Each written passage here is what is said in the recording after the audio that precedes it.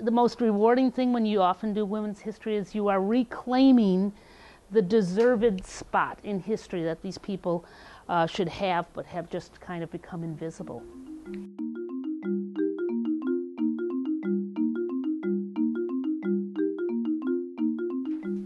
So why should we do women's history? They were there. Omitting women distorts everything, distorts our understanding, just as omitting men or any other major group distorts things. So it's trying to tell the whole story, to make the invisible visible, to give different perspectives and insights, to ask different questions, as Lois Brown talked about this morning. I would also say that I grew up with a mother who was a journalist. The National Park Service in those days was looking for more visitors, and she dragged my sister and me through national parks, mercilessly, from park to park. Other people went to beaches, we went to parks. At least half of the visitors are females. There are studies that show that the decision makers for family vacations are generally the mother, wife, and so there is a self-interest here in terms of making sure that you have everyone. And you often, we've all been in family groups, somebody, you didn't know what to do, and you got age 8 to 85 or whatever, and what do? You go to a park. You go someplace that you can go explore together. As taxpayers, everybody paid for it, so we need to make sure that everybody's history is told. And most important, perhaps, it's more fun. So there are many reasons to do it. There are very few reasons I can think of not to do it. And I think one of the real issues is becoming not whether women were there, we used to argue about that, but rather how do we help everyone understand and appreciate these aspects of our history.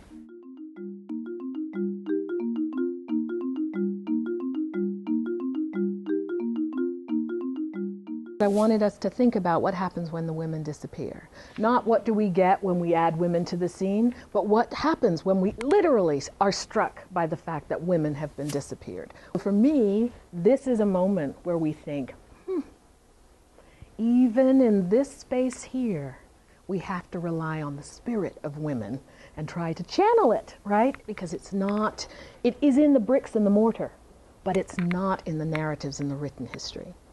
So part of our work is to say, who built this place? And how did they do so? There are real contests, as it were, about whose story gets told most often or at all. So we have sites that can bear witness to much, but that also have been institutionalized as the great American embodiment of, and then fill in the blank, heroism, masculinity, true citizenship, nationalism. And all sorts of people and communities and moments that are designated as other or incapable of voicing a history that is accessible are relegated to a margin or some gray space. So it's up to us, again, to think about the mandates, all right, so that we don't go into sites as passive observers, as people and individuals who rely on the given narrative.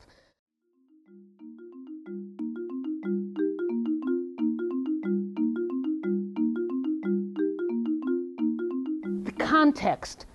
Look at the big picture. Even if it's not what your story is, it's still helping tell how your story fit into the bigger picture. So the big story everyone knows about is in the 1890s to 1910. There were a lot of Eastern European immigrants there getting all these great services. And lo and behold, what very few people had talked about is by 1920s and 30s, the neighborhood was changing, and it had become a strong Mexican and later even African American neighborhood. So when Peg became director of the Hull House Museum, she inherited an office loaded with pottery on the walls and invited me to research and do an exhibit on this pottery. And it turns out almost all this pottery was done by male Mexicans. And so we did an exhibit, and integral to that were what was going on with women in this museum exhibit. And so the way I kind of approached that story was through trying to do my research of who, what, where, when, and why, but where can I find women in this story? And so if the women weren't the ones making the pottery, who was influencing the potters, who was teaching them, who was buying their products, who was writing about life in that era, who were their family and friends, and who can I interview right now that might have something to contribute to this story? And in every case, I found women. So while men were the obvious center of this story, women were the building blocks everywhere throughout this story. So, key and influence, here they're coming to Hull House. Jane Addams and all these women reformers there are meeting with them. Why did they come to Hull House? They came to learn English. They couldn't speak. They took a class. While they're taking the class, they're talked into taking an art class. You can do artwork without being able to speak English. And suddenly, these Mexican men who had never made anything out of pottery clay before were making incredible things. Thinking about who was their influence, religion was an important part of their life. Certainly as Catholics, Mary was an important part of their life. So you have to look at all the possible ways that something can be of influence to a potter. Who were their teachers? Turns out the founder of the kilns and most of the teachers in the art department, not all, but most, were women. And so we researched their histories and traditions. Many came out of the arts and crafts movement. Many were connected with the Art Institute of Chicago, and they had a collaborative relationship. So how were they teaching Mexican potters? They went to Mexican art concepts, brought those in, filtered through the Western influence of arts and crafts, and taught a style of hybrid drawing technique that didn't exist anywhere else in the world.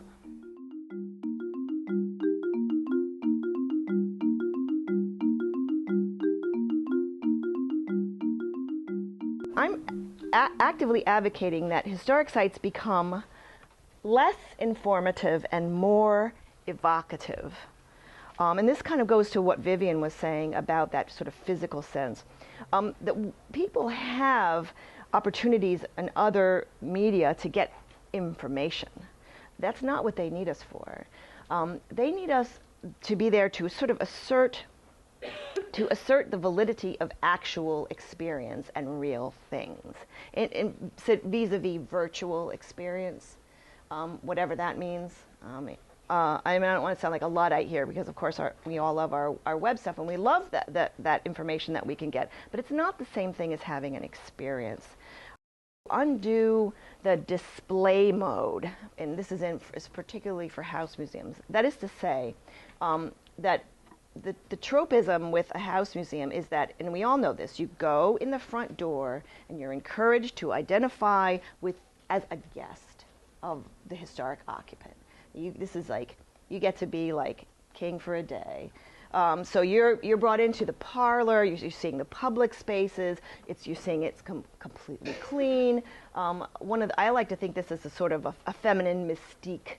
The problem without a name, like the woman is there but invisible. Another example is Harriet Beecher Stowe House. They put the work brushes out, they turned furniture over, they put muslin on things, so you're encouraged to think about what it was like to clean that space.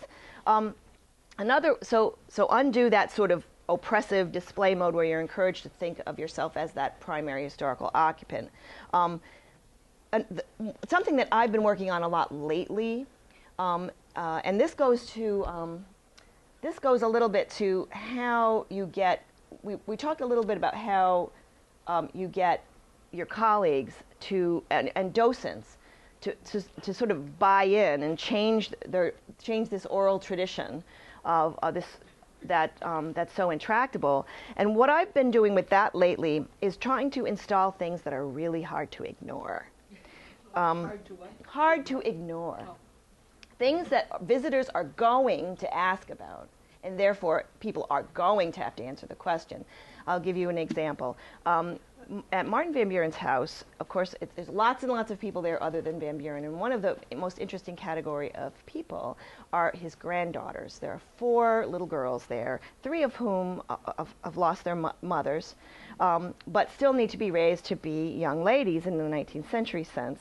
So what we have installed upstairs in a kind of a problematical space that needed some content is a table where there's, and these are faux, by the way, but beautifully done. There's a table at which the little girls are making nosegays. Now they're sort of partially made, and there's scissors and there's aprons, and so people are going to say, "What is that?" You know, you can't really ignore these little girls anymore. And what they're being taught. They're being taught botany, they're being taught the language of flowers, which is a way of teaching them literature, so it's a way of talking about different education for young women than for the boys in the family. So those it cannot be ignored. So that's one tactic. And also recently we've installed the call bell system, which is a very visually compelling thing. People will ask about that, so you're going to have to say that. So that's one thing. That's one way to sort of get to change that narrative, and you know, and people don't see that attempt by me as a curator as a way of forcing women's history on them. They think, oh, these are kind of cool things. So you could sort of you could try that one.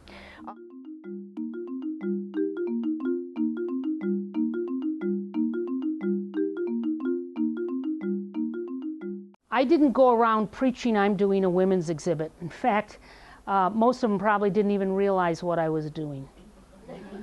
Women in the museum did. When I came in as a curator, I'm the first female curator in philately since 1950. And when I came in, women in the collections department came forth saying, "There's a volume you want to look at in the vault that nobody's looked at, and they don't seem interested." So I'll give you one example. So I went back in the vault and they go, "There's some Amelia Earhart stuff back there." I go back and I open this book and I go, "Oh my goodness, this looks like it's her own collection." By the way, Amelia Earhart was a stamp collector. We have a list of everybody who was a stamp collector. So I start researching it, and sure enough, George Putnam sold it to somebody who donated it to the Smithsonian after she died. And now we're in our new gallery, we're doing a whole big feature on Amelia Earhart, pioneer woman stamp collector, you know. We do a lot of things related to famous women, but I would say our docents are 50% male and female. As you can imagine, the women docents tend to be more interested in telling the stories about the women items in the exhibits too. Key is, have quality, museum quality material, tell a good story. Then when I share a lot of stories with the docents, every docent picks different stories, and every docent tour is different. I'm sure you all have the same thing happen. But that's part of the personality of what goes on in our museum. It's not stagnant. I kind of like that idea.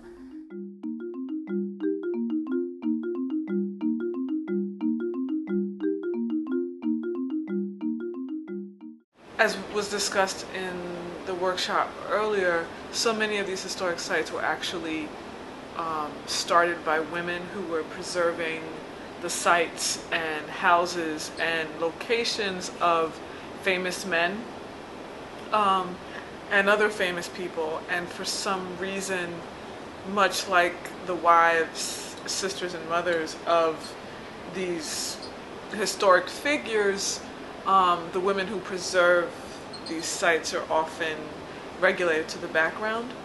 So I think that if there's a way to connect the voices or the stories of these women with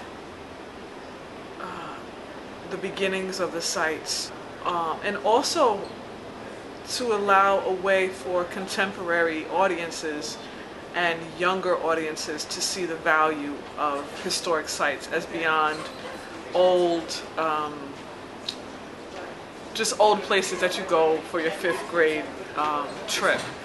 This is a way to engage with community, to engage with younger people, to look at the relevance of women's history, girls' history, and even broach the topic of children and younger generations and how they're also invisible. So I think for me, looking at women's women's roles at historic sites is also related to invisibility. And for my work, doing work on looking at race, gender, and class together, the theme of invisibility is ever present when I look at the intersectionality of those elements.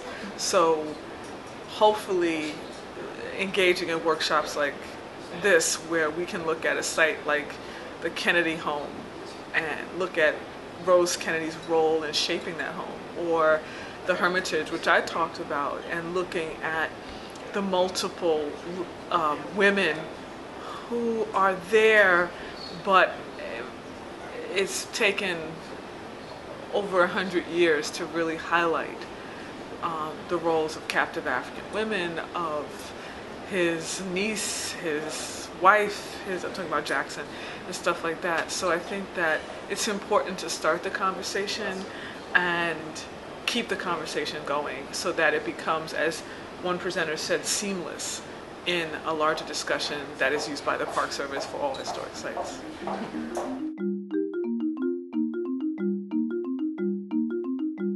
Share some of our solutions that we've had. That's what's so wonderful about having face-to-face training sessions. You find out that you're not alone, that you have very similar issues, and you can pull each other aside and help solve some of the ones that you share.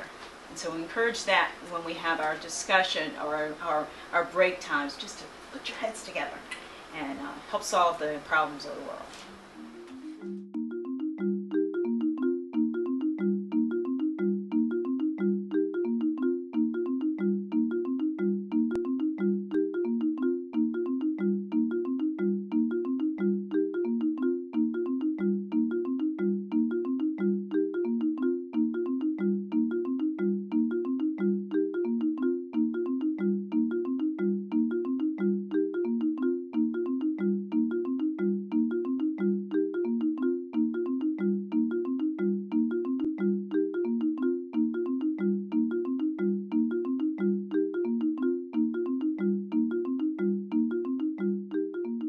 How will you find the workbook useful? Will you be able to use that in the future as a reference?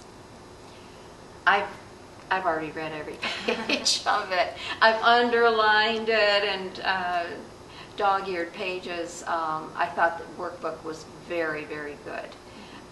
It helped us to be able to just listen to the speakers, because I knew that there was a piece in the workbook that was included that particular person wrote, or something about that person. So it really allowed us to listen and not have to take a lot of notes. I liked it because it was able to, I could follow along a little bit with stuff, and then also the general site assessment I thought was really helpful. I can see myself using that in the future in whatever job I get, even if I tweak it not to necessarily just have to do with women's history, but any other kind of thing that I'm trying to integrate. It could be really helpful as kind of a template. So. Okay. Yeah, and that site interpretive plan assessment that we filled out, we actually did it together with our interns and our site director and myself. So it was kind of a working experience to just simply fill that out, and that in itself was invaluable. And will you be able to use the bibliographic resources that we included in the back of the workbook, just as other, to kind of point you to other directions if you need more material or extra help? Definitely. As a student, I'm just trying to absorb as much information as possible. So I think any of that stuff, I'm definitely going to be looking through it, trying to find more things to just learn as much as possible.